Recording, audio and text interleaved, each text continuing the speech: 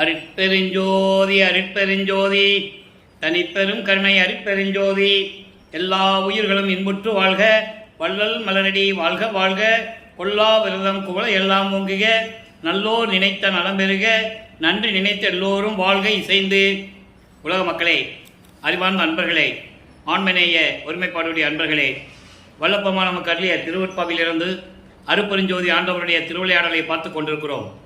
இந்த பிரபஞ்சம் தோன்றிய காலத்திலிருந்தே அருட்பெருஞ்சோதி ஆண்டவர் ஏராளமான திருவிளையாடல்களை செய்திருந்தாலும் கூட கலியுகத்தினுடைய கடைசி திருவிளையாடல் தான் மிகவும் முக்கியமான திருவிளையாடல். கிரேதயுகம், திரேதயுகம், துவார யுகம், கலியுகம் 4 யுகங்களிலுமே ஏற்பட்ட திருவிளையாடல்களை விட கலியுகத்தினுடைய கடைசி திருவிளையாடல் 1823ஆம் ஆண்டு தொடங்கி 30/1/1874 இரவு 12 மணி வரையிலும் இறைவனுடைய திருவிளையாடல் நடந்து கொண்டிருந்தது. அதற்கான காரணம், பிரபஞ்சம் தோன்றிய காலத்திலிருந்தே தோன்றிய 4 யுகங்களுக்கும் ஆயுள் காலம் உண்டு. சமயங்கள், மதங்கள், மார்க்கங்கள் இவற்றுக்கும் ஆயுள் காலம் உண்டு. இதெல்லாம் முடிந்தவுடனே உலக மக்களுக்கென்று ஒரு ஆன்மீக பாதை வேண்டும், ஆன்மீக நெறி வேண்டும். அப்போ அருட்பெருஞ்சாண்டவர் சுத்த சன்மார்க்கத்தை நிறுவி தன் மகன் கையில் ஒப்படைத்து இந்த பிரபஞ்சத்தை இயக்க வேண்டும் என்பதற்காகத்தான் தன்னுடைய செல்வ பிள்ளையை, தன்னுடைய மகனை ஒரு தாயின் வழியாக இந்த பூலோகத்திற்கு வருவிக்க செய்தார்கள். அந்த திருவிளையாடலை நாம் பார்த்து கொண்டிருக்கிறோம். அப்போ சமயங்களும் மதங்களும் மார்க்கங்களும் சூழ்ந்திருந்த காலகட்டங்களில் நமது பிள்ளை பெருமானவர்களும் வருவிக்க விட்டதனால் நமது பிள்ளை பெருமானவர்களும் சமயங்களிலும் மார்க்கங்களிலும் மதங்களிலும் கூறப்பட்ட நெறிகளை பின்பற்றி கொண்டிருந்தார். அந்த சங்கற்ப விகற்பங்களிலே ஈடுபட்டு கொண்டிருந்தார். சங்கற்ப விகற்பங்கள் என்பது உருவ வழிபாடு செய்வது, தன்னுடைய இறைவனை உருவகப்படுத்தி உருவ வழிபாடு செய்வது, ஊதுவத்தி, கற்பூரம் போன்ற சடங்குகளை வைத்து வழிபாடு செய்வது, மந்திரங்களை ஓதி வழிபாடு செய்வது, இதுதான் சங்கற்ப விகற்பங்கள். திருநீர் குறியீடுகள் அணிந்து கொண்டு, குறியீடுகள் என்பது திருநீர் பூசிக்கொண்டும், உத்திராட்ச மாலையை போட்டுக்கொண்டும், கடுக்கான் இட்டு கொண்டும், இப்படி பல சங்கற்ப விகற்பங்களை எல்லாம் மேற்கொண்டும் வழிபாடு செய்வது. இந்த நிலையில் நமது பிள்ளை பெருமானவர்களும் இருந்து கொண்டிருக்கிறார்கள். அதை தான் பார்த்து கொண்டிருக்கிறோம். நிலைமைகள் மாறும்போது சுத்த சன்மார்க்கத்தை பெற்ற பிறகு இறைவன் யார் என்பதையும், எப்படியெல்லாம் இறைவனிடம் அருளை பெற்றுக் கொண்டார் என்பதையும் ஒவ்வொரு திருமுறையிலிருந்தும், ஒவ்வொரு பதிகத்திலிருந்தும், ஒவ்வொரு பாடல்களிலிருந்தும் நாம் விளக்கமாக பார்த்து கொண்டிருக்கிறோம். அந்த வகையில் இன்று நாம் பார்க்க வேண்டிய பாடல் திருவருள் முறையீடு 1ஆம் திருமுறை பதிகம் 6 116வது பாடல். மொத்தம் 232 பாடல்களை கொண்டது. 232 பாடல்களிலும் இறைவனை எப்படியெல்லாம் உருவகப்படுத்தி வழிபடுகிறார் என்பதையும், இறைவனால் வருவிக்கு ஊற்ற பிறகு எந்த விதமான அருளை பெற முடியவில்லை என்பதையும், எப்படி இறைவனிடம் முறையீடு செய்கிறார் என்பதை தான் பார்த்து கொண்டிருக்கிறோம். படிப்படியாக 1ஆம் திருமுறை, 2ஆம் திருமுறை, 3ஆம் திருமுறை, 4ஆம் திருமுறை, அதுக்கப்புறம் 6ஆம் திருமுறை. 5ஆம் திருமுறை என்பது தத்துவத்தினுடைய தெய்வங்களை பற்றி பாடியது, தத்துவத்தினுடைய தலைவர்களை பற்றி பாடியது. அது ஒரு பக்கம் இருக்கட்டும், அது பின்னால் நம்ம பார்த்துக்கலாம். இப்போ இறைவனுடைய திருவிளையாடல் ஒன்றும் இருக்காது. இறைவனை பற்றி பாடியிருப்பார். முருகனை பற்றி, விநாயகரை பற்றி, இவர்களெல்லாம் உருவாக்கிய சிவபெருமானை பற்றி இதையெல்லாம் பாடியிருப்பார். அங்கே இவருக்கு நடந்த திருவிளையாடல் எதுவுமே அங்கே இருக்காது. ஆகையினால் திருவிளையாடல் என்பது இந்த 4 திருமுறைகளிலும் வைத்துக்கொண்டு நாம் பார்த்து கொண்டிருக்கிறோம். இப்போ பாடலை கவனிங்க. சமயங்களும் மதங்களும் மார்க்கங்களும் சூழ்ந்திருந்த காலகட்டங்களில் நமது பிள்ளை பெருமானவர்களும் எப்படியெல்லாம் பாடியிருக்கிறார், அதை எப்படி உலக மக்களுக்கு தெரிவிக்கிறார் பாடல்களின் மூலமாக என்பதை தான் பார்த்து கொண்டிருக்கிறோம். வலைப்பட்ட மான் என வாள்பட்ட கன்னியர் மையல் என்னும் புலைப்பட்ட பேய்க்கு விலைப்பட்ட நான் மதி போய் புலம்ப விலைப்பட்ட இம்மனம் அந்தோ இவ்வேலைக்கென்று எங்கிருந்து தலைப்பட்டதோ இதற்கு என் செய்குவேன் முக்கன் சங்கரனே. முக்கன் சங்கரனே, இறைவன் பேரை சொல்லி எப்படி முறையீடு செய்கிறார். இப்போ இந்த பாட்டுடைய விளக்கம் பாருங்க. வலையில் சிக்கிய மான் போல, ஒரு வலையில் மான் சிக்கிட்டா எப்படி துள்ளு, அது அந்த வலையிலிருந்து எப்படியா தப்பிக்கணும்னு தோணும், மனம் பதறும். யாராவது எடுத்துட்டு போய் துன்புறுத்துவார்களோ, கொன்று விடுவார்களோ என்று அந்த மானுக்கு மனம் அப்படியெல்லாம் துன்பப்படும். அதுபோல வலையில் சிக்கிய மான் போல வாள் போன்று கூர்மையான கண்களுடைய பெண்களின் மயக்கத்தில் சிக்கி. அதாவது வல்லப்பமன் அவர்கள் வருவிக்க உற்று 8 ஆண்டுகள் வரையிலும் எந்த விதமான அருளையும் இறைவனிடந்து பெற முடியவில்லை. அப்போ 2வது எட்டில் இருந்து கொண்டிருக்கிறார். 2வது எட்டு என்பது 1823ஆம் ஆண்டு தொடங்கிய திருவிளையாடல் 1874 ஆண்டு வரையும் நடக்கிறது. அப்போ அந்த 51 ஆண்டுகளை அருப்பஞானவர் 8 பிரித்து ஒவ்வொரு 8 ஆண்டுகளிலும் எப்படி தன் மகனுக்கு அருளை கொடுக்கிறார், எப்படி திருவிளையாடல் நடந்து கொண்டிருக்கிறது என்பதைதான் பார்த்து கொண்டிருக்கிறோம். இப்போ இந்த பாடல்கள் எல்லாம் உருவாகும் போது வல்லப்பமானவர்கள் 1வது எட்டிலிருந்து 2வது எட்டில் இருந்து கொண்டிருக்கிறார். 16. அப்போ ஒரு வாலிப பையனுக்கு காமம் வருவது, காமம் என்பது பெண்களை பார்ப்பது, பெண்கள் மீது காதல் கொள்வது, இப்படியெல்லாம் நிகழ்வது இயற்கை. இவர் உலகியலில் இருப்பதனால், மறைப்பு நிலை ஏற்பட்டதனால், இறைவன் ஆட்கொண்டாரை தவிர, ஞானத்தை பெற்றாரை தவிர அவருக்கு மறைப்பு நிலை இருந்து கொண்டிருக்கிறது. அதனால் அந்த காமத்தை பற்றி கூறுகிறார் இங்கே. எப்படி என்றால், வாள் போன்று கூர்மையான கண்களை உடைய காதல் மயக்கத்தில் இருக்கின்ற பெண்களுடைய அந்த காதல் வலையில் சிக்கி துன்பம் என்னும் பேய்க்கு சிக்கிய நான் அறிவை இழந்து புலம்பி துயரப்பட்டு கொண்டிருக்கின்ற இந்த மனம், ஐயோ இந்த ஏழைக்கென்று எப்படி எல்லாம் நடக்கிறது என்று எனக்கு தெரியவில்லை. அதான் சொல்றாரு, மான் வலையிலே மாட்டி சிக்கி கொண்டது போல என் மனம் பெண்களுடைய காம வலையில், காதல் வலையில் சிக்கிக்கொண்டு மயங்கி கொண்டிருக்கின்ற நிலை மட்டும் இந்த ஏழைக்கு மட்டும் ஏன் இப்படி நடக்கிறது? உன்னால் வரிவி குற்றம் என்ற நிலை இருந்தும் கூட ஏன் இப்படி நடக்கிறது என்று எனக்கு தெரியவில்லை. எங்கிருந்து வருகின்றது என்று எனக்கும் தெரியவில்லை. இதற்கு நான் என்ன செய்வேன்? முக்கண் உடைய 3 கண்களை உடைய சங்கரனே, இறைவனை சங்கரன் கூப்பிடுறார். அதாவது ஏற்கனவே நான் கூறியிருக்கிறேன், சங்கரன், தியாகராஜன், மாசிலாமணி, திருவல்லிக்கயத்தில் இருக்கின்ற பிச்சாண்டி, கேசவன், இப்படியெல்லாம் சொல்லுவார். நிறைய பாடல்கள் இருக்கு. அப்போ உலகியலில் எப்படியெல்லாம் சொன்னாங்களோ இறைவனை, அப்படியெல்லாம் இவரும் சொல்லிக் கொண்டிருக்கிறார். முக்கனுடைய இறைவனே, சங்கரனே, எனக்கு மட்டும் ஏன் இந்த மாதிரி நிலைகள்லாம் ஏற்படுகிறது? இதை மாற்ற வேண்டும், நீ விரைவில் வந்து அருள்வாயாக என்று சொல்லி இந்த பாடலை முறையீடாக அருளியிருக்கிறார்கள். அதை நாம் பார்த்து விட்டோம். இப்போ 13வது ஆண்டு அவருக்கு ஞானம் கிடைத்தவுடனே திருவொற்றியூருக்கு செல்லுகிறார். மனம் தூண்டுகிறது, திருவொற்றியூருக்கு போக சொல்லுது. அவர் இறைவன் தூண்டி விடுகிறார், மனதை தூண்டி விடுகிறார், அவனை திருவொற்றியூருக்கு போக சொல்லு.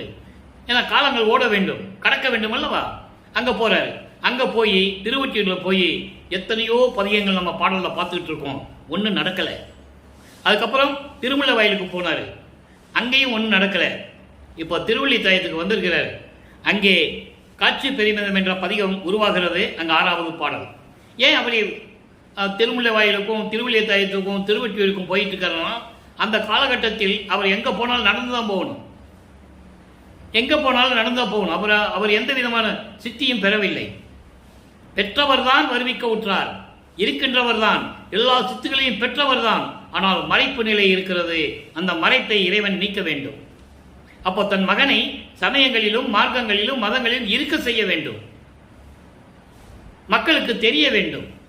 அதுக்கப்புறம் இவரே சொல்ல வேண்டும், அதில் ஒன்றுமே இல்லை, இறைவன் உண்மையான இறைவன், அருப்பெருஞ்சோதி, உண்மையான மார்க்கம், சுத்த சன்மார்க்கம், நாங்கள் இருந்ததுனால நான் அங்கேயே இருந்துட்டேன், அதில் ஒன்றும் இல்லை, நான் பார்த்துட்டேன் அப்படின்னு சொல்லணும். இந்த நிலை, இந்த விளக்கத்தை நீங்கள் புரிஞ்சுக்கணும். இப்போ அங்கே 2ஆம் திருமுறை உருவாகும் போது திருவள்ளி தாயத்தில் என்ன நடக்குது? 6வது பாடல். அங்கே போனாலாவது ஏதாவது நமக்கு காட்சி கொடுப்பாரா, அருளை பெற்றுக்கொள்ளலாம்னு சொல்லி அவர் மனம் அங்கே செல்லுகிறது. இவர் கூட போயிட்டு இருக்கிறாரு. பாருங்க, ஆள் அடுத்த அரும்பொருளே, திருமால் அடுத்து மகிழ் வள்ளிகேசா, நீ பால் உடுத்த பழம் கந்தையை விட தோல் உடுப்பதுவே மிக தூய்மையே. இதனுடைய விளக்கம் பாருங்க. அதாவது கல்லாலான ஆலமரத்தின் கீழ் நின்று கொண்டு, கல்லாலான ஆலமரத்தின் கீழ் நின்று கொண்டு அறம் வழங்கிய இறைவனே. யாருக்கு? சனந்தன், சனாதனன், சனந்தரன், சனந்தகுமாரர், இப்படி 4 பேருக்கும் கல்லாலான ஆலமரத்தின் கீழ் அமர்ந்து கொண்டு அறநீதியை உபதேசம் செய்தவர் இறைவன், சிவபெருமான் என்று சொல்லுகிறார். அப்படிப்பட்ட இறைவனே, திருமால் அடுத்து மகிழ்வள்ளி கேசவா, திருமால் வணங்கக்கூடிய இறைவனே, திருவள்ளி தாயத்தில் இருக்கின்ற கேசவனே, திருவள்ளி கேசனே, திருவள்ளி தாயத்தில் இருக்கின்ற திருவள்ளி தாயத்தில் இருக்கின்ற இறைவனே, நீ பால் உடுத்த பழைய கந்த துணியை உடுப்பதை விட தோளாலான உடையை உடுப்பது மிக சிறந்தது. தோல் என்பது சில பாடல்களிலே கூறுவார், மான் தோல் உடுத்தியது, யானையினுடைய கரித்தோல் அணிந்த இறைவனே சொல்லுவார். ஒரு யானையை மதம் பிடித்த யானையை கொன்று அந்த தோலை உரித்து ஆடையாக அணிந்து கொண்டவர் என்றெல்லாம் சொல்லுவார். அந்த விளக்கத்தில நாம் பார்த்திருக்கிறோம். அப்படிப்பட்ட இறைவனே, நீ கந்த துணியை உடித்திருப்பது சகித்துக் கொள்ள முடியவில்லை. எதற்காக இப்படி உடித்துக் கொண்டு திருவிளையாடல் செய்து கொண்டிருக்கிறாய் என்று எனக்கு தெரியவில்லை. இதைவிட யானையை தோலை உடுத்தி இருப்பதே நீ உத்தமமானது, அதை சால சிறந்தது. நீ விரைவில் வந்து எனக்கு அருள்வாயாக என்று சொல்லி அந்த பதியத்தை நமக்கு அருளி இருக்கிறார்கள். இந்த நிலைகளெல்லாம் மாறும்போது 12 ஆண்டுகள் முடியும் போது 17வது ஆண்டில் வருவிக்க உற்று 17வது ஆண்டில் அடியெடுத்து வைக்கிறார். அங்க 3ஆம் திருமுறை உருவாகிறது. 3ஆம் திருமுறையிலே நாம் ஏற்கனவே 9 பதியங்களை நாம் பார்த்து விட்டோம். 10வது பதியத்திலே புனரா விறகு பொருந்துரு வேட்கையின் இரங்கல் என்ற பதியத்தில் இருக்கிற பாடல்களை பார்த்து கொண்டிருக்கிறோம். மொத்தம் 30 பாடல்கள். இன்னைக்கு 25வது பாடலை நாம் பார்க்க போகிறோம். ஒவ்வொரு பாடலிலும் திருவொற்றிலே இருந்து கொண்டு தியாகராஜ பெருமான் எப்போது திருவிழா வீதி வருவார், அவரை எப்போ பார்ப்பது, அவருடைய அருளை எப்படி பெறுவது என்று தெருவிலே நின்று கொண்டிருப்பார். அதன் பிறகு நாரையையும் கிளிகளையும் தூது அனுப்பி பார்ப்பார். ஒரு பிரயோஜனம் இல்லை. இப்போ புனராபிறகு என்ற பதிகத்திலே தன்னை தலைவியாகவும் இறைவனை தலைவனாகவும் வர்ணனை செய்து தன்னுடைய காதல் மயக்கத்தை, தன்னுடைய மன துன்பத்தை எப்படியெல்லாம் தோழியிடம் சொல்லுவது போல, உள்ளத்திடம் சொல்லுவது போல உலக மக்களுக்கு தெரிவித்துக் கொண்டிருக்கிறார். நல்லா பாருங்க. அதாவது இதை ஒரு பெண்ணாக உருவப்படுத்தி சொன்னால் காதலனுடைய அந்த செயல் இனிமையாக இருக்கும் என்பதற்காக, ஒரு பெண்ணுடைய மன வருத்தத்தை தெளிவாக தெளியப்படுத்த வேண்டும் என்பதற்காக, தன்னுடைய வருத்தத்தை உலக மக்களுக்கு தெரியப்படுத்த வேண்டும் என்பதற்காகத்தான் இந்த பதியத்தை நமக்கு பிள்ளை பெருமான் அவர்கள் அருளியிருக்கிறார்கள். அதை பார்த்து கொண்டிருக்கிறோம். இப்போ 25வது பாடல், பெற்றம் இவரும் பெருமானார். நல்ல கவனிங்க. பெற்றம் இவரும் பெருமானார், பிரமன் அறியா பேர் ஒளியாய் உற்ற சிவனார், திருவொற்றியூர் வாழ்வுடையார் ஒற்றிலரே. இந்த ஒத்த வார்த்தை தான் நமக்கு விளக்கமான வார்த்தை. ஒற்றிலரே, இன்னும் என்னை சேரவில்லை. அப்போ இதுக்கு முன்னால், அதாவது வருவிக்க உற்று 24 ஆண்டுகள் வரையிலும் இந்த நிலை அவருக்கு நீடித்துக் கொண்டிருக்கிறது என்பதை உலக மக்களுக்கு தெரிவிக்கிறார். அதை நீங்க புரிஞ்சுக்கணும். உற்றிலரே எற்று என்று உரைத்தேன், எற்று என்று உரைத்தேன், செவிலி அவள். நல்லா கவனிக்கணும். செவிலி அவள் ஏறா மட்டும் ஏறுகின்றாள், சற்ற ஒளியாள், என்னடி நான் செய்வது ஒன்றும் தெரியவில்லையே. இது பாடல். இந்த பாடலுடைய விளக்கம் பாருங்க. பெற்றம் இவரும் பெருமானார், அருள் தன்மையோடு அருள் பாங்கோடு இருக்கின்ற இறைவன், பிரம்மன் அறியா இறைவன். பிரம்மன் அறியா நிறைய விளக்கங்கள் இருக்கிறது. பிரம்மன் அறிய முடியாத நிலையில் இருந்து கொண்டிருக்கின்ற இறைவன், பேர் ஒளியாய் இருக்கின்ற இறைவன், அப்படிப்பட்டவன் சிவபெருமான். திருவொற்றியூரில் இருக்கின்ற இறைவன், திருவொற்றியூரில் வாழ்வுடையார். பிரம்மன் முடியை பார்க்க முடியவில்லை, திருமால் அடியை பார்க்க முடியவில்லை.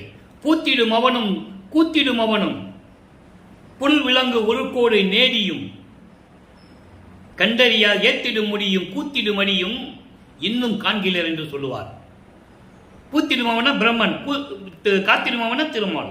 2 பேரும் நேரடியாக போய் பார்க்க முடியாமல் புல் விலங்கு உருக்கோடு நேடி. புல் என்பது அன்னப்பறவை, பறவை.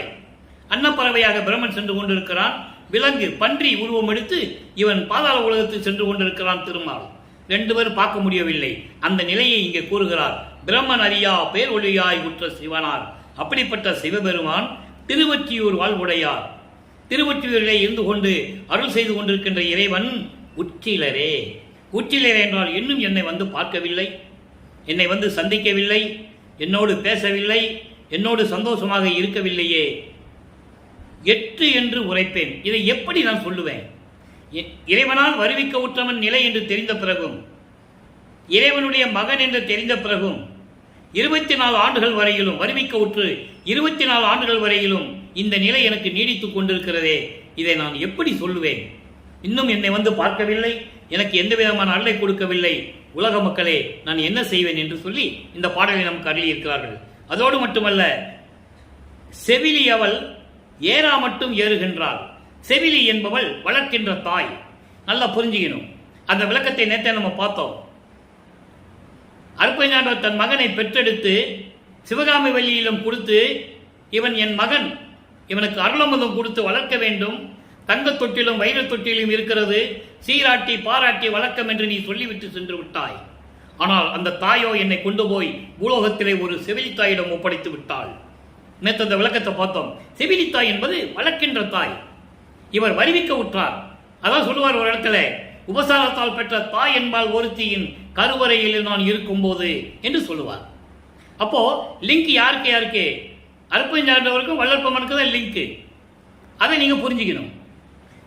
நேற்றையே ஏற்கனவே சொல்லியிருக்கிறேன். சின்னைமையார் அவர்கள் பாக்கியசாலி, புண்ணியவதி, நமது குழந்தை இறைவனை 10 மாதம் வயிற்றிலே சுமந்து கொடுத்தார்கள் என்றெல்லாம் விளக்கெல்லாம் நேற்று நான் கூறியிருக்கிறேன், சொல்லியிருக்கேன். அதான் சொல்றாரு, அப்படிப்பட்ட தாய், என்னை வளர்க்கின்ற தாய் என் மீது கோபமாக இருக்கின்றாள், ஏறா மட்டும் ஏறுகின்றாள். எவ்வளவு திட்ட முடியுமோ அவ்வளவு என்னை திட்டுகிறார்கள், ஏளனம் செய்கிறார்கள். நான் என்ன செய்வேன்? இன்னும் என் மீது அவங்களுக்கு கோபம் அடங்கவில்லை. இருக்கதானே செய்யும், அது இயற்கை. உலகிலே ஒரு குடும்பத்தில் பிறந்துட்டா அவங்க சொல்படி கேட்காம இருந்தால் அவங்க திட்டதான் செய்வாங்க. நல்லா புரிஞ்சுக்கணும். நீங்க அதை உலக மக்களுக்கு தெரிவிக்கிறார். இந்த நிலையில் நான் இருந்து கொண்டிருந்தேன். நான் வருவிக்க உற்றதனால் ஏற்பட்ட சொந்தங்கள் இருக்கிறதே, தாய், கூட பிறந்தவர்கள், உறவினர்கள், இவர்களெல்லாம் என்னை சினம் கொண்டு ஏளனம் செய்கிறார்கள். தெளிவா சொல்ற. செவிலித்தாய் ஏறாமட்டு ஏறுகின்றாள். செற்ற மொழியால் இன்னும் என் மேல கோபம் அடங்கல அவளுக்கு. என்னடி நான் செய்வதொன்றும் தெரியவில்லையே என்று சொல்கிறார். என்னை வளர்க்கின்ற தாய் எவ்வளவு பேசியும் எவ்வளவு பேசுகிறார்கள், அந்த அளவுக்கு கோபப்படுகிறார்கள். என் மீது இருக்கின்ற கோபம் இன்னும் அவர்களுக்கு தீரவில்லை. நான் என்ன செய்வேன்? எங்கே போய் சொல்லுவேன்? யாரிடம் போய் முறையிடுவேன் என்று சொல்லி இறைவனிடம் முறையீடு செய்கிறார். இப்போ இந்த நிலைகளெல்லாம் மாறுகிறது. நிலைகளெல்லாம் மாறின உடனே இவர் திருவொற்றியூரும் போகல, அதுக்கப்புறம் திருவள்ளித்தாயத்துக்கும் போகல, அங்கே திருமலை வயலுக்கும் போகல. இனிமே எங்கேயும் போகக்கூடாதுன்னு சொல்லி இருக்கின்ற இடத்திலேயே கதவு பூட்டிக்கிறார். இப்போ வல்லப்பமானவர்கள் 4வது எட்டில் இருந்து கொண்டிருக்கிறார். நல்லா கவனிக்கணும். 4 8 32 25வது ஆண்டிலிருந்து 32 ஆண்டுகளுக்குள்ள என்ன நடந்தது? அப்போ 27வது ஆண்டு வருவிக்க விட்டு 27வது ஆண்டிலே தனக்கொடி அம்மையாருக்கு திருமங்கலியத்தை பூட்டி அந்த அம்மாவுக்கு விமோசனத்தை காட்டிவிட்டு அந்த நிலையை அதோடு முடிக்கிறார். ஏதாவது செஞ்சுதான் ஆகணும். ஏற்கனவே பாடல் விளக்கம் நம்ம கொடுத்தாச்சு. தினமும் அதை ரொம்ப விளக்கமாக சொல்ல முடியாது இல்லையா? அதனால சுருக்கமாக சொல்கிறேன். அது ஏற்கனவே நிர்ணயிக்கப்பட்டது. அதனால்தான் அந்த அம்மாவுடைய என்னுடைய நிலையை மாற்ற வேண்டும், அந்த விமோசனத்தை தர வேண்டும் என்பதற்காகத்தான் இவர் வருவிக்க விட்ட அந்த குடும்பத்திலேயே அந்த பெண், அந்த தனக்கொடி அம்மையார் இவருக்கு அக்கா மகளாக வருகிறார். அதை நீங்க புரிஞ்சுக்கணும். அப்போ அந்த இதை நீக்கிவிட்டு அப்போ அந்த திருமணத்தின் போது பிரம்மன், திருமால், ருத்திரன் எல்லாம் வந்து உட்கார்ந்துருக்காங்க. தாயும் தந்தையும் வரவில்லை என்று இவர் மனம் வருத்தப்படுகிறார். அதன் பிறகு எப்படி வந்தார் என்றால் நம்ம ஏற்கனவே விளக்கத்தை பார்த்துட்டோம். 2 குதிரை மாட்டின தேர்ல வந்து மணமக்களை வாழ்த்து விட்டு போகிறார்கள் அருப்பெருஞ்சாண்டவரும் சிவகாமி வெள்ளியும். அதெல்லாம் நம்ம அந்த விளக்கத்தை பார்த்துட்டோம். இப்போ இந்த நிலை முடிந்தவுடனே அந்த பற்றுகளை நீக்க வேண்டும். அப்போ ஒரு தனியாக அறையிலே இருக்கும்போது கதவை சாத்தி கொண்டு தாழ்பா போட்டாரு. ரொம்ப கோபம் இருக்கு அப்பா மேல. இவ்வளவு ஆண்டுகள் ஆகியும் இன்னும் அந்த அருளை தரலை அப்படின்னு சொல்லி தாப்பா போட்டார். அப்போ இறைவன் மகனுடைய நிலையை பார்த்து மகனுக்கு அருளை கொடுக்க வேண்டும் என்பதற்காக திருவழியாக எப்படி நடந்து வருகிறார், எப்படிப்பட்ட திருவடிகள், அந்த திருவடிகள் கால் வலிக்க எப்படி நடந்து வந்து அருளை கொடுத்தார் என்பதையும், சுத்த சன்மார்க்கத்தை பெறுவதற்கு எப்படியெல்லாம் அறிவுரை கூறுகிறார் தந்தை என்பதையும், இவர் எப்படி சிவஞான வெளிக்கு போனார் என்பதை எல்லாம் நம்ம ஒவ்வொரு பாடல் மூலமாக நான் ஏற்கனவே பார்த்துட்டோம். இன்றைக்கும் அந்த சுருக்கம் வரும். கதை இருக்கு, விளக்கம் இருக்கு. நல்ல கவனமாக கேட்டுக்கங்க. முழுதும் உணர்ந்தவர் முடிமேல் முடிக்கு மணியாகி. இப்போ இது உருவாகும் போது வல்லப்பமானவர்கள் 4வது எட்டில் இருந்து கொண்டிருக்கிறார். 4 8 32 வருவிக்க விட்டு 32வது ஆண்டிற்குள் என்ன நடந்தது? முழுதும் உணர்ந்தவர் முடிமேல் முடிக்கு மணியாகி முப்பொருளே ஆகிய முப்பொருளுமாகிய நின் ஒப்பில் அடிமலர்கள் கழுதும் உணர்வறிய நடு கங்குலிலே வருந்த கருதி நடந்து அடியேன் கருதும் இடத்தை அடைந்து பழுதுபடா வண்ணம் என்னை பரிந்து அழைத்து மகனே பணிந்து இதனை வாங்குக. இதனை வாங்குக மட்டும் மனசில் வச்சுக்கங்க. இதனை என்பது ஒரு அருள் கொடை என என் பாணியுற கொடுத்து தொழுது என்னை பாடுக என்று சொன்ன பசுபதி நின் தூய அருட்பெருமையை என் சொல்லி வியக்குவேனே. இது பாடல். இப்போ இந்த பாடலுடைய விளக்கம் பாருங்க. முழுதும் உணர்ந்தவர்கள் தேவர்கள், ரிஷிகள், முனிவர்கள், கர்ம சித்தி சென்றவர்கள், ஞான சித்தியிலே யாரும் வரல, கர்ம சித்தி யோக சித்தியை வென்றவர்கள், இதெல்லாம் பெற்றவர்கள், உணர்ந்தவர்கள், அவர்களுடைய விளக்கங்களுக்கு மேல் விளங்கி கொண்டிருக்கின்ற மணி போன்று விளங்கி கொண்டிருக்கின்ற மணிக்கு முடியாகி முடிக்கு மணியாகி அப்படி விளங்கி கொண்டிருக்கின்ற முப்பொருளாகிய முப்பொருள் என்பது இங்கே பதி பசு பாசம். நான் ஏற்கனவே பதி பசு பாசம் விளக்கம் கொடுத்திருக்கிறேன். அது விரிவான விளக்கம் ஒரு பதிவிலே இருக்கிறது, நீங்கள் பார்த்துக் கொள்ளலாம். பதி கடவுள், பசு மலம் சூழ்ந்த ஆன்மா, பாசம் என்பது அக்கறை உள்ள ஒரு பொருள், கண்ணுக்கு தெரியாது. கண்ணுக்கு தெரியாது. பாசம் என்பது கண்ணுக்கு தெரியாது, உணர முடியும். அப்ப இந்த முப்பொருளாகிய மூன்று பொருளுமாகிய உன்னை ஒப்பற்ற திருவடிகள், உன்னுடைய அருள் திருவடிகள் பேய் கூட பயப்படுமா? கழுது என்பது பேய், பேய் கூட பயப்படுமா? அந்த மாதிரி ஒரு நடு இருக்குல்ல, சாமத்தில் நள்ளிரவன் சொல்லுவாங்கல்ல, நடு சாமன்னு சொல்லுவாங்க. அப்படி அந்த சாம இருவில் நடு கங்குலிலே, கங்குலி என்பது இரவு. இப்ப நடு இரவிலே வருந்த கடிதுன் விரைந்து நடந்து, கடிதுன விரைந்து விரைந்து நடந்து அடியேன் இருக்கும் இடத்தை அடைந்து பழுதுபடா வண்ணம் என்னை பரிந்து அழைத்து. பழுதுபடா வண்ணம் என்னன்னு அர்த்தம்?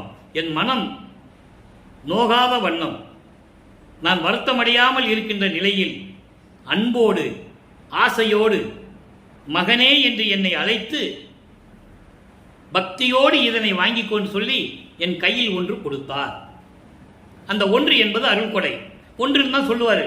இப்போ நம்ம அந்த விளக்கத்தை பின்னால் பார்க்க போகிறோம். இந்த பூலோகத்தில் இந்த அருள் கொடையை நீ வாங்கிக்கொள் என்று சொல்லி என் கையிலே கொடுத்து என்னை போற்றி பாடி பூலோகத்தில் உறைவாயாக இருப்பாயாக என்று சொல்லி, அப்படிப்பட்ட பசுபதியே நின் தூய அருட்பெருமையை நான் சொல்லி வியக்கேனே, ஆச்சரியப்பட்டு கொண்டிருக்கிறேன்.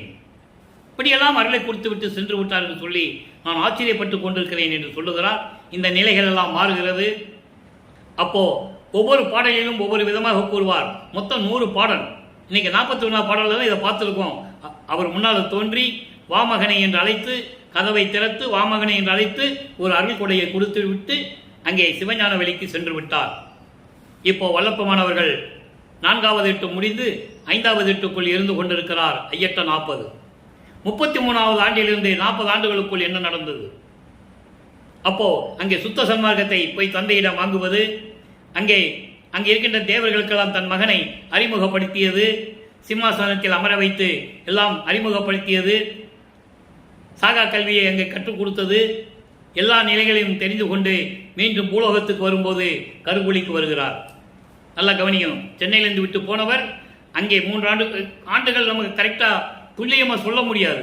ஆனால் பாடல்களில் விளக்கம்படி பார்த்தால் அங்கே இருந்து நேர கருங்குழிக்கு தான் வரார். கருங்குழிக்கு வந்துட்டார். இப்போ அங்கே இருந்து கொண்டு இறைவனை எப்படி கூப்பிடுறாரு, எப்படி அங்கே பாடல்கள் உருவாகுது, இறைவன் எப்படி வந்தார், இறைவன் வந்ததை எப்படியெல்லாம் சொல்கிறாரு, இவரை எப்படி தன் தந்தையை வரவேற்கிறார், எப்படி அருளை பெற்றுக்கொண்டார் என்பதையெல்லாம் இப்போ நம்ம பாடலாம் பார்க்க போகிறோம். நல்ல கவனிங்க. 6ஆம் திருமுறை பதிகம் 37 அருள் விளக்க மாலை 50வது பாடல். மொத்தம் 100 பாடல்கள் கொண்டது. இன்னைக்கு 50வது பாடலுடைய விளக்கத்தை பார்க்கிறோம். நல்லா கவனிக்கணும். ஏன்னா இது கற்பனையாகவோ கதையாகவோ சொல்ற ஒரு திருவிளையாடல் அல்ல. இப்போ எத்தனையோ திருவிளையாடல் நடந்ததை நம்ம புராணத்திலையும் எல்லாம் நீங்க படிச்சிருக்கீங்க. நாம் திருவருட்பாவை பற்றி பேசும்போது மற்ற விஷயங்களை பற்றி பேசுவது இல்லை. ஆனால் ஒரு சில இடங்களில் அந்த குறிப்பை சொல்ல வேண்டிய கடமை இருக்கிறது. சிவபெருமான் நெற்றிக்கண்ணிலிருந்து உருவாகணும் முருகன், எல்லாருக்குமே தெரியும். அவருடைய நிலையை பற்றி சொல்லும்போது, முருகனுடைய நிலையை பற்றி சொல்லும்போது புராணங்களை படிச்சிருக்கீங்க. தெய்வானையை திருமணம் செய்தது, வள்ளியை திருமணம் செய்தது, வள்ளியை திருமணம் செய்வதற்காக பூலோகத்திற்கு வந்தது, அந்த திருமணத்திற்கு விநாயகன் அவருடைய அண்ணன் உதவி பண்ணது, இதெல்லாம் நீங்க புராணத்தில் படிச்சிருக்கீங்க. அதை சொன்னாங்க, மக்களுக்கு தெரிஞ்சது. அதே மாதிரி அகலிகைக்கு விமோசனம் நீங்கணும்னா ராமர் பாதம் படணும்னு சொன்னாங்க, நடந்தது. முனிவன் தன்னுடைய கணவனால் அந்த ஒரு சாபம் ஏற்பட்டது, அந்த சாபம் நீங்கிச்சு இல்லையா? அதே போல தனக்கோடி அம்மையாருக்கு ஏதோ ஒரு பிரச்சனை இருந்திருக்கிறது, அதை தீர்க்க வேண்டும் என்றால் இவர் தான் தாலி கட்ட வேண்டும் என்று ஒரு நியதி இருந்தது. அதை இறைவன் திருவிளையாடல் செய்தார். அதுதான் இந்த பூலோகத்தில் நடந்தது. நல்லா புரிஞ்சுக்கணும், நீங்க பூலோகத்தில் நடந்தது. மக்களிடம் யாரும் சொல்லவில்லை, அதனால மக்களுக்கு தெரியாது.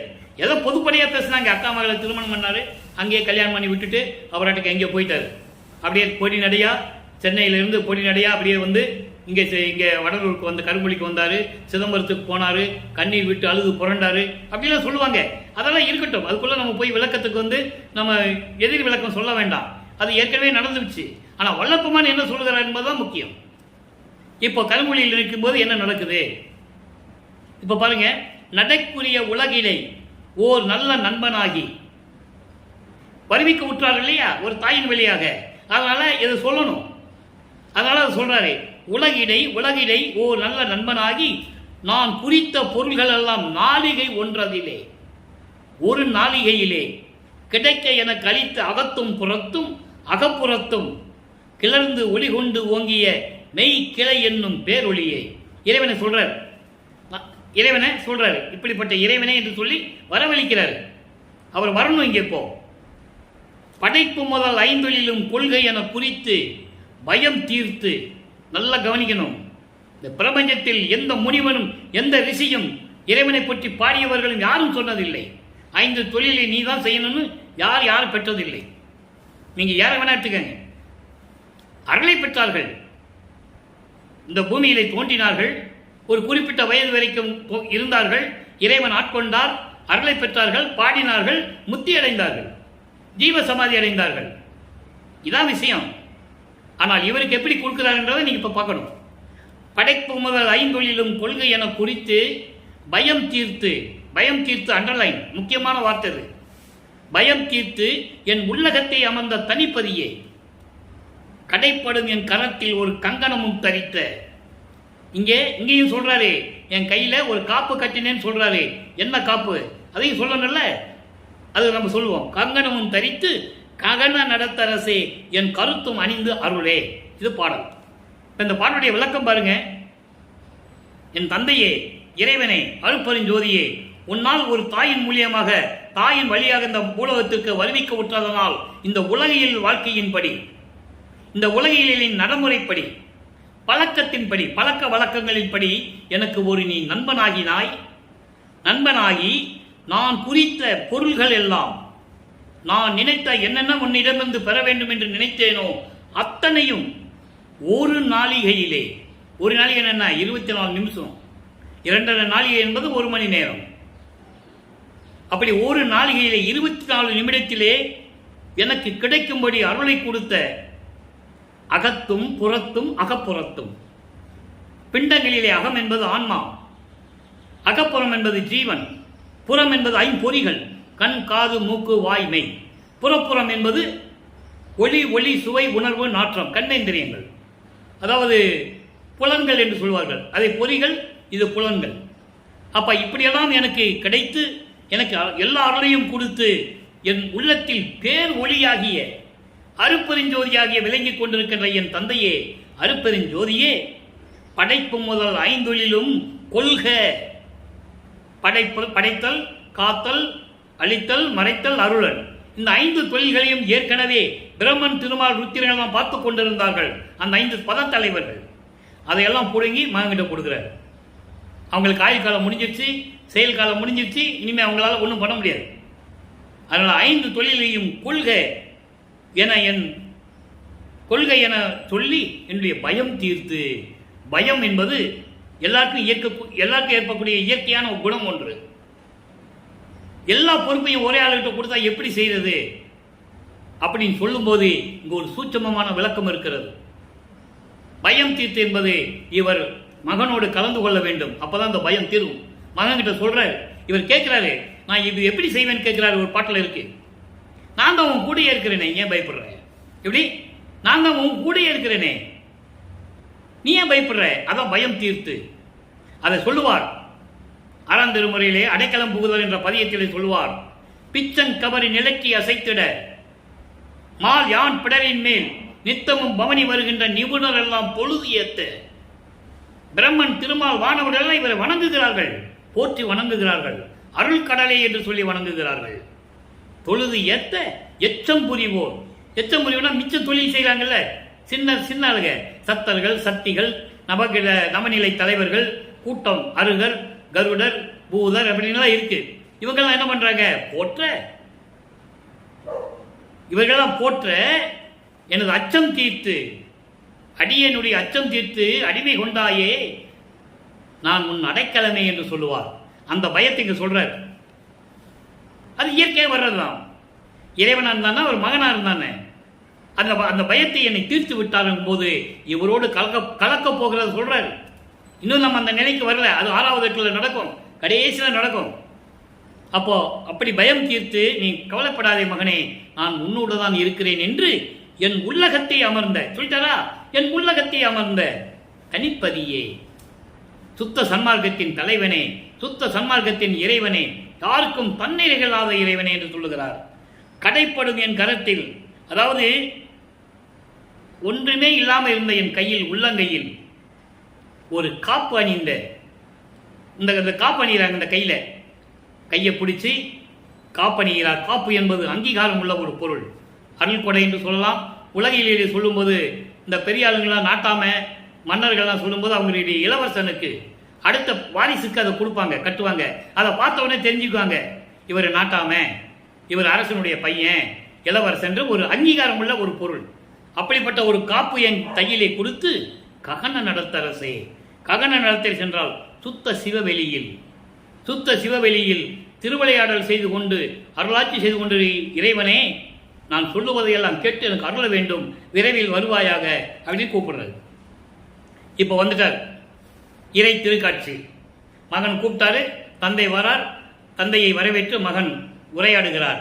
அதை உலக மக்களுக்கு தெரிவிக்கிறார். எப்படிப்பட்ட இறைவனை இவர் பார்த்தார். ஏங்களை மகனே, சொன்னல, தந்தையும் மகனும் எப்படி உரையாடுறாங்க, மகனிடம் தந்தை எப்படி சொல்லுகிறார். ஏங்களை மகனே தூங்கலை என வந்து எடுத்து என்னை அணைத்த என் தாயை. ஏங்காத மகனே, எந்த கவலை உனக்கு இல்லை, தூங்காத மகனே. தூங்காதேன்னு ஏன் சொன்னாரு? தூக்கம் என்பது, உறக்கம் என்பது இயற்கை, அது மானிடர்களுக்கு, மற்ற உயிரினங்களுக்கு தூக்கம் என்பது. இவர் தூங்கக்கூடாது, இறைவன் தூங்கக்கூடாது. அதனால சொல்றாரு, ஏங்காத மகனே, தூங்காதே மகனை, என்னை எடுத்து அணைத்து எனக்கு அருளிய என் தாயை, தாய் போன்ற என் அன்னையை, அன்னை போன்று அன்பு உள்ளம் கொண்ட என் இறைவனை, என் தந்தையை என்று சொல்லுகிறார். பின்னாலேயே தந்தைன்னு சொல்லுவார்.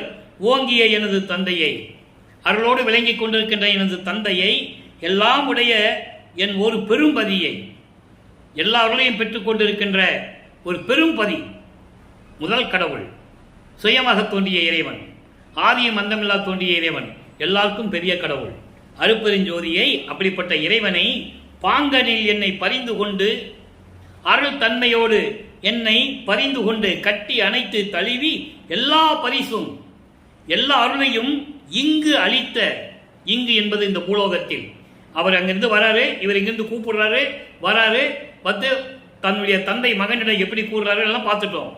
பயப்படாத மகனே, தூங்காத மகனே, நீ ஏங்காத, எல்லாருலையும் நான் உனக்கு கொடுத்துட்டேன் அப்படின்லாம் சொல்றாரு. அதை சொல்றாரு, எல்லாருலையும் கொடுத்து, அப்படி கொடுத்த தற்பரத்தை, தற்பரம் என்பது சுயமாக தோன்றிய இறைவன், தற்பரம் என்பது சுயம் ஜோதி, அப்படி சுயமாக தோன்றிய இறைவனை தாங்கும் ஒரு நீதி தனிப்பெரும் கருணை தலைவனை, சுத்த சன்மார்க்கத்தை சுமந்து கொண்டு தாங்கிக் கொண்டிருக்கின்ற கருணை உள்ளம் படைத்த எனது தலைவனை, சுத்த சன்மார்க்க தலைவனை கண்டு கொண்டேனே சொல்லிட்டாரா. இப்போ தந்தையை கூப்பிட்டாரு, வந்தாரு, மகனிடம் எப்படி தந்தை பேசினார், அப்பா எப்படி பேசினார்னு சொல்லிட்டாரு, எல்லா நிலையும் சொல்லியாச்சு.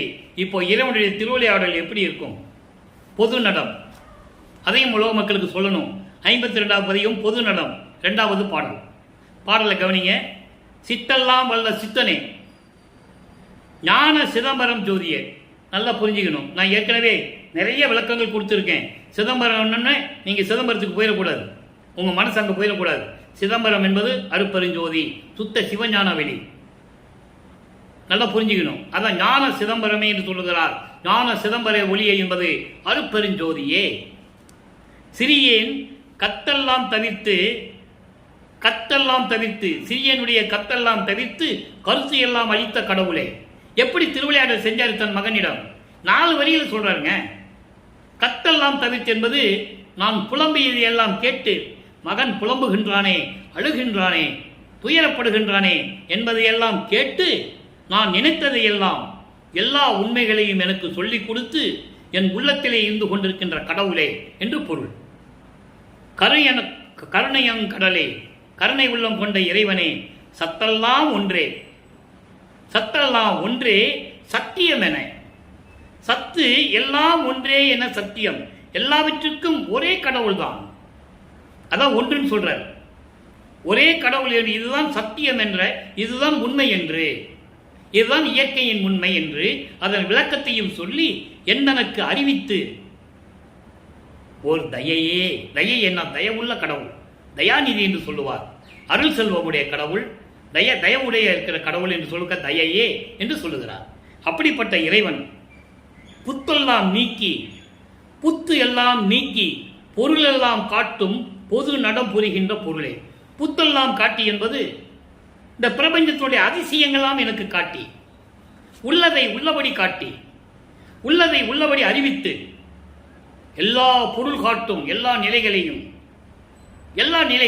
பிரபஞ்சத்துடைய நிலைகள் எல்லா நிலைகளையும் காட்டி திருவிளையாடல் செய்துகின்ற இறைவனே, அரசனே, பொருளே, என்னுடைய அருட்பெரும் ஜோதியே, என் தந்தையே என்று கூறுகிறார். இப்போ எல்லாம் முடிஞ்சது. திருவருள் பெருமையை சொல்லணும், உலக மக்களுக்கு தெரிவிக்கணும். 53வது பதிகம் திருவருள் பெருமை, 2வது பாடல். பெருகு மா கருணை பெருங்கடல் இன்பப் பெருக்கே, என் பெரும் பேரே, உருகும் உள்ளத்து உவட்டு உறாது இனிக்கும் உன்னை வானமுதே, கருகும் நெஞ்சத்தினை தளர்த்திட புரிந்த கருணையின் கடவுளே, வருகை என்று உரைத்தேன் வந்து அருள் ஜோதி வழங்கினை வாலினின் மாண்பே. எப்படி என்ன சொன்னாரு, எப்படி வந்து அருள் ஜோதி கொடுத்தாருன்னு சொல்றாரு. இறைவனை எப்படி சொல்றாரு? பெருகும் மா கருணை பெருங்கடல் இன்பப் பெருக்கமே, அளவு கடந்த கருணை உள்ள, கடல் போன்று கருணை உள்ள பேரின்பமான இறைவனே, என் பெரும் பொருளே, என் பெரும் பேரே, நான் பெற்ற பெரும் பாக்கியமே, உருகும் உள்ளத்து உவட்டு உறாது இனிக்கும் உன்னை வான் அமுதை. அதாவது உருகும் உள்ளத்து உவட்டு உறாது, உருகி இருக்கின்ற, நிகழ்ந்து கொண்டிருக்கின்ற என் உள்ளத்தில் திகட்டாது எனக்கு இன்பமான அருளமதை கொடுத்து உண்மையை விளக்கி சொன்ன வான் அமுதமே, சுத்த சிவஞான வெளியில் இருக்கின்ற என் இறைவனே, என்பால் கருகும் நெஞ்சத்தை, என்பால் கருகும் நெஞ்சம். கருகுனா என்ன நெஞ்சம்னா வாடி போச்சு, நெஞ்சம் கருகி போச்சு. துன்பங்களையும் துயரங்களையும் சுமந்து கொண்டு இந்த கருகிய வாடிய மனதை தளர்த்திட, தலைக்க வைக்கணும். ஒரு பயிர் கருகுது, தண்ணி இல்லை, வாட்டமாக வாடுது, அப்புறம் கருகுது, அப்புறம் என்ன பண்ணணும்? தண்ணி ஊற்றணும். தண்ணி ஊற்றினா பயிர் தலைக்கும், தலை பார்க்கறதுக்கு பச்சையாக செழுமையாக இருக்கும். அதுபோல துன்பங்களையும் துயரங்களையும் சுமந்து கொண்டிருந்த எனது மனத்தை அருளமதம் கொடுத்து, அதான் தண்ணி ஊத்துற, அருளமதம் கொடுத்து தலைக்க வைத்து தளர்ந்து கொண்டிருக்கின்ற என் உள்ளத்தை செழிக்க வைத்த புரிந்த கருணையின் கடலே, வருகை என்று உரைத்தேன். பூலோகத்துக்கு வா, வந்து அருளை கொடு என்று நான் சொன்னேன். வந்து அருள் ஜோதி அளித்து விட்டாய், அருள் ஜோதி வழங்கினை வாலினின் மாண்பை என்று சொல்லி இந்த பாடலம் கருளியிருக்கிறார்கள். ஆக அன்பர்களே, இப்போ உங்களுக்கு புரிஞ்சிருக்கும். வல்லப்பமானவர்கள் வரிவிக்க விட்டு 8 ஆண்டுகள் வரைக்கும் ஒன்றும் இல்லை. அடுத்து 2வது 16 ஆண்டுகள் வரைக்கும் ஒன்றும் இல்லை. அப்புறம் 24 ஆண்டுகள் வரைக்கும் ஒன்றும் இல்லை. அப்போ 25வது ஆண்டிலிருந்து 32 ஆண்டுகளுக்குள் என்ன நடந்தது தான் நமக்கு இப்போ அதான் திருவிளையாடல். எப்படி வந்து கதவை திறந்து அருளை கொடுத்தாரு, எப்படி அங்கே போய் சுத்த சன்மார்க்கத்தை வாங்கிட்டு வந்தாரு, அப்படியெல்லாம் நம்ம விளக்கத்தை பார்த்துட்டோம். அதன் பிறகு 6ஆம் திருமுறையிலே அருள் விளக்கமாலே தந்தையை கூப்பிடுறாரு, அவருடைய காட்சியை சொல்றாரு. மகன் அதாவது தந்தையை வரவேற்கிறார். தந்தை மகனிடம் எப்படி சொல்றாரு, எப்படி அருள்மொழி ஜோதி வாங்கினாரு என்றதை நம்ம பார்த்துட்டோம். இறுதியாக இன்பக் குலைவு 56வது பதிகம், 56வது பதிகம் இறை இன்பக் குலைவு. இறை இன்பக் குலைவு என்பது தந்தையை தன்னோடு கலந்து கொள்ளுமாறு கூப்பிடுறார், நெகிழ்ந்து கூப்பிடுறார். நான் தனியா எப்படி நீ எத்தனை வருஷம் இருக்கிறது தந்தையே, விரைவில் வந்து என்னோடு கலந்து கொள்ளக்கூடாதா? இந்த நிலையை கூறும்போது வல்லப்பம்மன் அவர்கள் 6வது எட்டில் இருந்து கொண்டிருக்கிறார். 6 8 48. 48 என்பது முடிவான நிலை அல்ல. இப்போ 41வது ஆண்டிலிருந்து அந்த ஒரு 2-3 ஆண்டுக்குள்ள என்ன நடந்தது கூப்பிடுறாரு. அதுக்கப்புறம் தான் அவர் இங்க வரணும், தர்மசாலையை நிறுவனம், அதுக்கப்புறம் மேட்டுக்குப்பம் போகணும், சத்தியஞான சபையை கட்டணும், இடையில கோர்ட்டுக்கு போகணும்.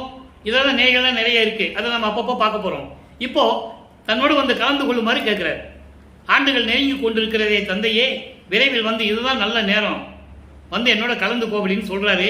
அவருக்கு அது பதில் என்ன சொல்றாரு அதை நம்ம பார்க்கணும். இறை இன்பக் குலவு 2வது பாடல், கருவில் கலந்த துணையே. நல்லா கவனிக்கணும், அற்புதமான பாடல். கருவில் கலந்த துணையே. இது எப்ப நடந்தது? ஒரு தாயின் கருவறையிலே இருக்கும்போது, தாயின் கருவறையிலே இருக்கும்போது நடந்தது சொல்றாரு. கருவில் கலந்த துணையே. அங்க எப்படி கருவில கலந்தாரு?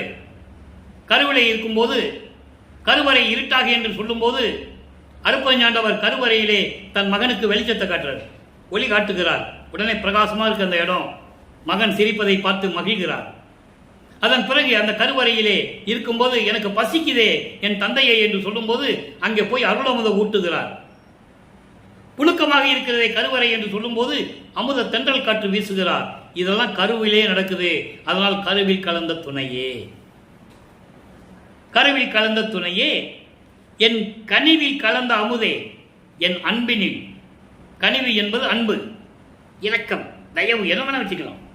என் அன்பில் கலந்த அமுதே, அமுது போன்ற இறைவனே, என் கண்ணில் கலந்த ஒளியே, என் கண்ணில் கலந்த அருப்பரின் ஜோதியே, என் கருத்தில் கலந்த களிப்பே, என் உள்ளத்தில் கலந்து கொண்ட பேரின்பமான இறைவனே. அடுத்து சொல்ற பாருங்க, என் உருவில் கலந்த அழகே, உருவில் கலந்த அழகே. சுத்த தேகம், பிரவண தேகம், ஞான தேகம், இப்படி 3 தேகத்தோடு நீ இருந்து கொண்டிருக்கிறாய். இன்னும் நல்லா பாருங்க, இருக்கிறாரு சொல்றாரு, திரும்பி அவர் போயிடுவார், மகனை விட்டுட்டு போயிடுவார். இறுதியாக கலந்து பிரியாமல் இருப்பதுதான் சித்தி வளாகம். சாமி என் துரை, என் உயிர் நாயகனார், இன்று நான் இருக்கும் இடத்தில் வந்து அமர்கின்றார். பின்சாரும் 2½ நாளிகைக்குள், 2 நாளிகை என்பது 1 மணி நேரம், 2½ நாளிகைக்குள் என் பேர் உடம்பில் கலந்து பிரியாது இருப்பார். அந்த பிரியாது இருப்பார் தான் கிளைமேக்ஸ் சீன். அது திருவிளையாடலுடைய கிளைமேக்ஸ். இப்போ வருவாரு, உள்ளத்துக்குள்ள போவாரு, திரும்பி மகனை நான் போறேன் போயிடுவாரு. அதனால பெர்மனண்டா இருக்கும்படி, நிலையா இருக்கும்படி கலந்து கொள்ளும்படி கூப்பிடுறாரு. அதை தான் இறை இன்பக் குலைவு என்ற பதியத்தில் நமக்கு கொடுத்திருக்காரு என்பதை நீங்க புரிஞ்சுக்கணும். அப்போ அப்படியெல்லாம் இருக்கின்ற இறைவனே, என் உயிரில் கலந்த உறவே, தந்தை என்ற உறவு, என் உணர்வில் கலந்த சுகமே, பேரின்பமே, என்னுடைய ஒருமை பொருளே. ஒருமை பொருளே என்பது நிலையாக, அதாவது பேரின்ப நிலைய என்பது பொருள். ஒருமை பொருள் என்பது பேரின்ப நிலையில் இருக்கின்ற இறைவனே. அடுத்து பாருங்க, முன்னால நடந்தது சொல்றாரு. முன்னால நடந்ததை அங்க சொல்ல முடியாது. அப்ப அவருக்கு மறைப்பு நிலை இருந்தது. சமயங்களிலும் மதங்களிலும் மார்க்கங்கள் இருக்கும்போது, மறைப்பு நிலையில் இருக்கும்போது நடந்ததை இங்க சொல்லுவார். மறைப்பு நீங்க பிறகு சொல்றாரு. தெருவில் கலந்து விளையாடும் சிறியேன் தனக்கு. நான் அப்படி விளையாண்டுட்டு இருந்தேன்ல, அப்போ மெஞ்ஞானம் சித்தி அளித்த பெருங்கருணை தேவே. இப்ப மெஞ்ஞானத்தை, அப்ப ஞானத்தை கொடுத்த, இப்ப மெஞ்ஞானத்தை கொடுத்துட்டேன். மெஞ்ஞானம் என்பது முக்காலத்தையும் உணர்ந்தவன். பிரபஞ்சத்தின் உணவு என்ன நடக்க போகுது, என்ன நடந்து கொண்டு இருக்கிறது எல்லாம் தெரியாதான் மெஞ்ஞானம். மெஞ்ஞானம் பெற்றவர்கள் யாரும் இல்லை இந்த பிரபஞ்சத்தில். இறைவனுக்கு அப்புறம் அவருடைய மகன் வள்ளல் பெருமான் தான். இதெல்லாம் ஞானம் பெற்றார்கள். அதாவது பரதேகம் அடைந்தார்கள். பரதேகம் என்பது சுத்த தேகம் அடைந்தார்கள், பர அறிவு பெற்றார்கள். அதே போன்று பரம்பரை தேகம் அடைந்தார்கள், அதான் பிரவண தேகம், அது பரம்பரை அறிவு. அதோடு தான் நின்றுக்கிட்டாங்க. யாரும் ஞான சித்திக்கு வரல. பராபர தேகம் யாரும் வாங்கல, ஞான அறிவு யாரும் பெற்றல, மெஞ்ஞான அறிவு யாரும் வாங்கல, யாரும் ஞான தேகம் பெறவில்லை. அதான் இங்க சொல்றாரு, மெஞ்ஞானம் சித்தி அளித்த பெருங்கருணை தேவே. அப்படிப்பட்ட இறைவனே, உலகத் திரளெல்லாம் மருவி கலந்து வாழ்வதற்கு வாய்த்த தருணம் இது. உலகத்திரளெல்லாம், உலகில் படைக்கப்பட்ட உயிரினங்கள் எல்லாம் அந்த உயிரினங்களுக்கெல்லாம் கலந்து அதை பொருந்தி எல்லா உயிரினங்களுக்குள்ளும் இருந்து கொண்டு அவர்களெல்லாம் மகிழ்வோடு வாழ்வதற்காக அந்த வாய்த்த தருணம் இதுதான். நீ என்னோட கலந்துட்டேன்னு நிரந்தரமாக இருந்துட்டேன்னா நான் எல்லா உயிரினங்களுடைய உள்ளத்தில் இருந்துக்குவேன். இதுதான் நல்ல தருணம், இதுதான் வாய்த்த தருணம், இதுதான் நல்ல கிடைத்த தருணம் இது என்று வாயே பறையாய், இந்த வாயை பறையாக முரசாக கொட்டுகிறேன், பிரபஞ்சத்திற்கு அறிவிக்கிறேன் என்று பொருள். முரசாக கொட்டுகிறேன், அறைகின்றேன், என் தாயே, தாய் போன்று உள்ளம் கொண்ட இறைவனே, கருணை வளர்த்தாலே, உன்னுடைய கருணை வளர்த்தால், உன்னுடைய கருணையின் அருளால், உன்னுடைய தயவால் நான் முரசு கொட்டி இந்த பிரபஞ்சத்துக்கு அறிவிக்கிறேன், விரைவில் வா, எல்லா உயிரினத்திலும் கலந்து கொள்ள வேண்டும் என்று சொல்லி தந்தையை அழைக்கிறார். குலைவென்றால் நெகிழ்ந்து, தந்தையிடம் நெகிழ்ந்து கூப்பிடுறார். அவர் சொல்றார், பதில் சொல்றார், இன்னும் காலங்கள் இருக்கிறது மகனே என்று சொல்லி அவர் சென்று விடுகிறார். இப்போ கடைசியாக ஒரே ஒரு விளக்கம் நண்பர்களே, 127வது பதிகம் அற்புதம் அற்புதமே என்ற ஒரு பதிகத்திலே இருக்கின்ற பாடல்கள். அதாவது இதுவரைக்கும் நம்ம பார்த்த திருவிளையாடலை ரொம்ப எளிமையாக நாலே வரியில சொல்லுவார். நல்ல கவனிங்க. சத்திய ஞான சபை என்னுள் கண்டனன். இப்போ இந்த வரி சொல்லும்போது அவர் இங்கே சத்திய ஞான சபையை நிறுவலை, நல்லா புரிஞ்சுக்கணும். அப்போ இது எந்த சத்திய ஞான சபை? ஏற்கனவே நான் விளக்கம் கொடுத்துருக்கேன். அங்கே சுத்த சிவஞான வெளியிலே பொற்சபை சிற்சபையோடு அங்கே ஒரு சத்திய ஞான சபை இருக்கிறது. அதை என் உள் கண்டனன் இவரெல்லாம் போய் பார்த்துட்டு வந்துட்டார்ல, அங்கே பார்த்துட்டு தானே சுத்த சன்மார்க்கத்தை வாங்கிட்டு வர. அப்போ அங்கே அந்த சத்திய ஞான சபையை என்னுள் கண்டனன், சன்மார்க்க சித்தியை நான் பெற்றுக்கொண்டனன். சன்மார்க்க சித்தி, சுத்த சன்மார்க்கத்துடைய நெறிகளுடைய ஏற்பட்ட சித்திகள் எல்லாம் ஏம சித்தி, சாகா கல்வி, தத்துவங்களை நிகரம் செய்தல், தத்துவங்கள் எல்லாம் கடந்து செல்லுவது, கடவுள் நிலை அறிந்த அம்மையமாதல், அதான் கடைசி நிலை. சரியக்கிரிய யோகம் என்ற 12 நிலைகளை கடந்து 13வது நிலையாகிய ஞான சரியிலிருந்து தொடங்குகிறது. ஞான சரியை, ஞான கிரியை, ஞானத்தில் யோகம், ஞானத்தில் ஞானம். இதை ஒரு பாடலிலே தெளிவாக சொல்லுவார்கள். அதெல்லாம் நம்ம பின்னால பார்க்க போறோம். இருந்தாலும் ஒரு சின்ன விளக்கம் நான் தர வேண்டிய இருக்கு. ஏன்னா எல்லா சித்தியும் பெற்றுக்கொண்டான்னு சொல்றாங்களே, அப்ப என்ன சித்தின்றது ஒரு சின்ன விளக்கம். அனுபவ மாலையிலே 147வது பதிகம், அனுபவ மாலையிலே 95வது பாடல் சொல்லுவார். சரிய நிலை 4ம், ஒரு கிரிய நிலை 4ம், தனி யோக நிலை 4ம் தனித்தனியாக கண்டறிந்தேன். உரிய சிவ ஞான நிலை தனியா சொல்லுவார். அதுக்காக நான் சொல்றேன். உரிய சிவஞான நிலை 4ம் அருள் ஒளியால். அருள் ஒளியால் என்றால் என்ன? அருட்பெருஞ்சோதியினுடைய அருளால், அருள் ஒளியால் தனி ஒவ்வொன்றாய் அறிந்தேன். அறிய சுத்த சித்த வேதாந்தமுடைய 6 அந்தங்களையும் கடந்தேன் சொல்லுவார். அப்புறம் பெரிய நிலையாகிய அனுபவ நிலை இருக்கிறதே, சுத்த சிவாந்த அனுபவத்தால் சுத்த சன்மார்க்கத்தை பெற்றேன். நல்லா கவனிக்கணும். சும்மா அருட்பெருஞ்சாண்டவர் மகனுக்கு சுத்த சன்மார்க்கத்தை கையில் கொடுத்துடல, மகனை வருவிக்க செய்து 32 ஆண்டுகள் வரைக்கும் அவரை அந்த நிலையில் இருக்க வைத்து, சமயங்களிலும் மதங்களிலும் மார்க்கங்களுடைய நிலைகளில் இருக்க வைத்து, மகனை பக்குவப்படுத்தி செதுக்கி இவன் தகுதி உள்ளவனா என்று திருவிளையாடல் செய்து கண்டு ஆராய்ந்து, எதுக்கு தகுதி உடையவன், இந்த பிரபஞ்சத்தை இயக்கக்கூடிய தகுதி நம் மகனுக்கு இருக்கிறதா என்று திருவிளையாடல் செய்கிறார் 51 ஆண்டுகள். அதன் பிறகுதான் சுத்த சன்மார்க்கத்தை பெற்றேன் என்று சொல்லுகிறார். எப்படி? பெரிய சிவ அனுபவத்தால் சுத்த சன்மார்க்கத்தை பெற்றேன், இரவாமை உற்றேன் கான் தோழி. அதை நான் விளக்கத்தை நம்ம பின்னால் இன்னும் பார்க்க போறோம். அது ரொம்ப மாசம், இன்னும் ஒரு 2-3 மாசம் ஆகும். அதை விளக்கத்தை முதலே சொல்லிடுறேன், மனசுல வச்சுக்கங்க. இரவாமை உற்றேன் ஏன் சொன்னாரு? சுத்த சன்மார்க்கத்தில் அவருக்கு இறைவனை உற்றேன் இல்லை, அவர் ஏற்கனவே இறைவனாக இருக்கின்றவர். உலக மக்களுக்காக சொல்றாரு, சுத்த சன்மார்க்கத்தில் இருந்தால் உங்களுக்கு மரணம் இல்லை என்றது. அதை நீங்க புரிஞ்சுக்கணும். சுத்த சன்மார்க்கத்தில் இருந்தால் மரணம் இல்லை, இறைவனுடைய திருவடியிலே இருந்துக்கலாம், பிறப்பு இறப்பு இல்லை. மரணம் இல்லை என்பது என்ன? பிறப்பு இறப்பு இல்லை. ஆக சுத்த சன்மார்க்கத்தில் இருந்தால்தான் இந்த நிலை என்பதை பாடலிலே கூறுகிறார். அதை நீங்க சொல்றாரு, சன்மார்க்க சித்தியை நான் பெற்றுக்கொண்டேன். அதான் சொல்லிட்டேனே, உத்தேகம் அடைவது, ஏம சித்தி, சாக கல்வி, தத்துவங்களை நிகரம் செய்தல், இந்த சமயங்கள் மதங்கள் மார்க்கங்கள் சொல்லப்பட்ட 12 நிலைகளை கடந்து திரையோதசை நிலையான 13வது நிலையான ஞானசரியிலிருந்து கடவுள் நிலை அறிந்து அம்மையமாகக்கூடிய நிலை, இப்படி எல்லா சித்திகளையும் நான் பெற்றுக்கொண்டேன். நித்திய ஞான நிறைய அமுது உண்டனன்.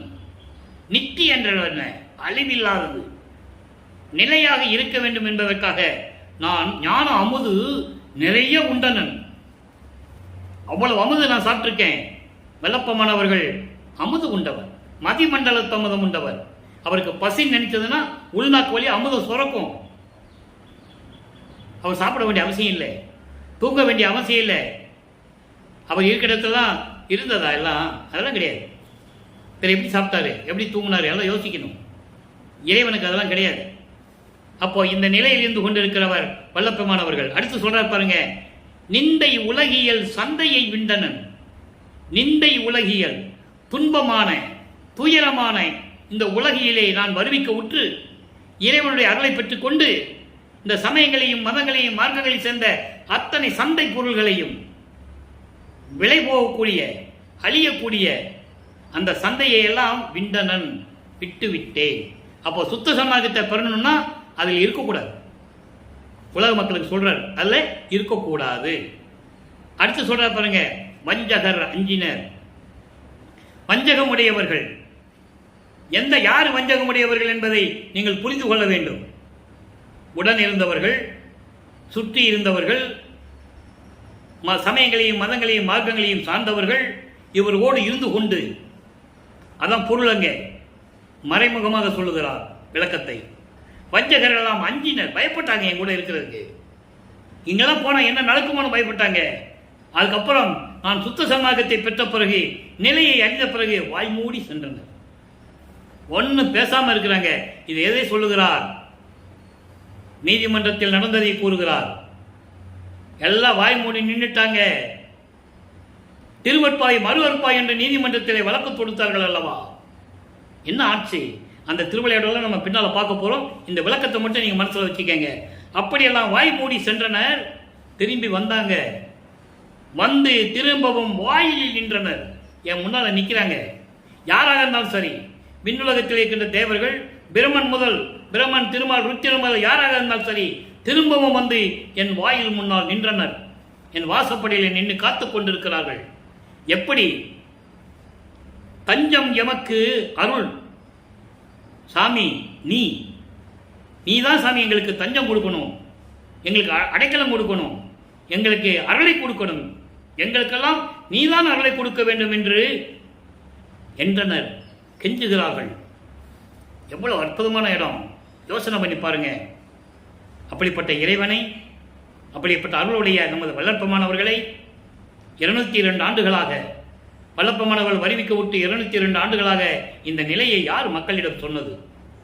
பிரம்மனும் திருமாலும் அவர் வந்து வணங்கியதையும், லட்சுமி சரஸ்வதி இவர் முன்னால் ஆடி பாடி வணங்கியதையும் யார் சொன்னார்கள்?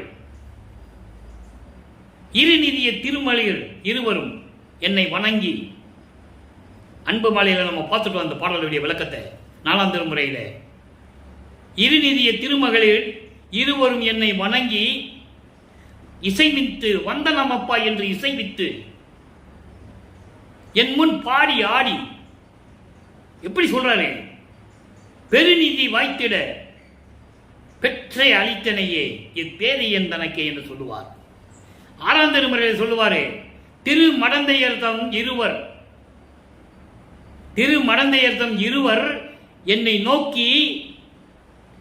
என்னை நோக்கி நடிக்க செய்து அருளி என் சிறுமையெல்லாம் தீர்த்த என் தனி சிவமே என்று சொல்லுவார். இது 6ஆம் திருமுறை சொல்லுவார். இரு மடந்தையர்தம் யாரு? லட்சுமியும் சரஸ்வதியும். இருநிதியை கல்வியும் செல்வமும் கொடுக்கின்ற 2 மகளிர்கள் லட்சுமியும் சரஸ்வதியும் என் நிலம் பாடி ஆடி என்னை வணங்கினார்கள் என்று சொன்னார். யார் சொன்னது? மக்கள்கிட்ட.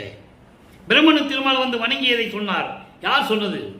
அவர் எப்படியெல்லாம் திருவிளையாடல் செய்து இறைவனிடம் வந்து அருளை பெற்றுக் கொண்டார் என்று சொன்னாரே, யார் சொன்னது? அதான் இங்க சொல்றாரு, வஞ்சகர் அஞ்சினர், வாய் மூடி சென்றனர், வந்து திரும்பவும் வாயிலில் நின்றனர். எப்படி சொல்றாங்க என்ன பார்த்து? சாமி, நீதான் சாமி, எங்களுக்கு அருளை கொடு, எங்களை காப்பாற்று, எங்களுக்கு அடைக்கலம் கொடு என்று சொல்லுகிறார்கள். சன்மார்க்க சங்கத்தவர்களை வென்றனர். சுத்த சன்மார்க்கத்தை சேர்ந்தவர்களே வென்று விட்டார்கள் என்று நீங்கள் நினைத்துக் கொள்ளுங்கள் உலக மக்களே. ஆக உலக மக்களிடம் எப்படி சொல்லுகிறார் என்பதை நீங்கள் பார்த்து விட்டீர்கள். எனவே அன்பர்களே, இறைவனுடைய திருவிளையாடல் எப்படியெல்லாம் 51 ஆண்டுகள் படிப்படியாக நடந்து தன் மகனை எப்படியெல்லாம் சீர்திருத்தி பக்குவப்படுத்தி அருளை கொடுத்து எப்படியெல்லாம் வழி நடத்துகிறார்கள் என்பதை நாம் பார்த்து விட்டோம்.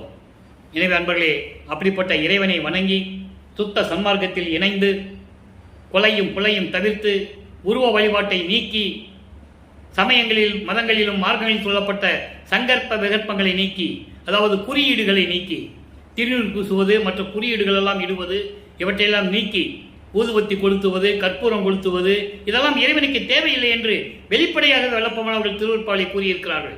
உத்தரஞான சிதம்பரம் மாலையிலே தெளிவாக சொல்கிறார்கள். ஆக இப்படியெல்லாம் நிலைகள் இருக்கும்போது தீபத்தை மட்டும் வணங்கி அருப்பெருஞ்சோதி அருப்பெருஞ்சோதி தனிப்பெருங்கனை அருப்பெருஞ்சோதி மகாமந்திரத்தை உச்சரித்து இறைவனை வணங்கி இறைவனுடைய அருளையும் செல்வங்களை எல்லாம் பெற்றுக்கொண்டு இந்த வையகத்திலே நீங்கள் வாழ்வாங்க வாழ வேண்டும், நோயற்ற வாழ்வில் வாழ வேண்டும் என்று இறைவனுடைய தயவோடையும் கருணையோடையும் வள்ளலார் ஊழியன் இந்த வள்ளலார் ஊழியன் வாழ்த்து விடைபெறுகிறேன். மீண்டும் நாளை சந்திப்போம். நன்றி, வணக்கம். அருட்பெருஞ்சோதி அருட்பெருஞ்சோதி தனிப்பெரும் கருணை அருட்பெருஞ்சோதி. இறைவனுடைய திருவிளையாடல் நாளையும் தொடரும்.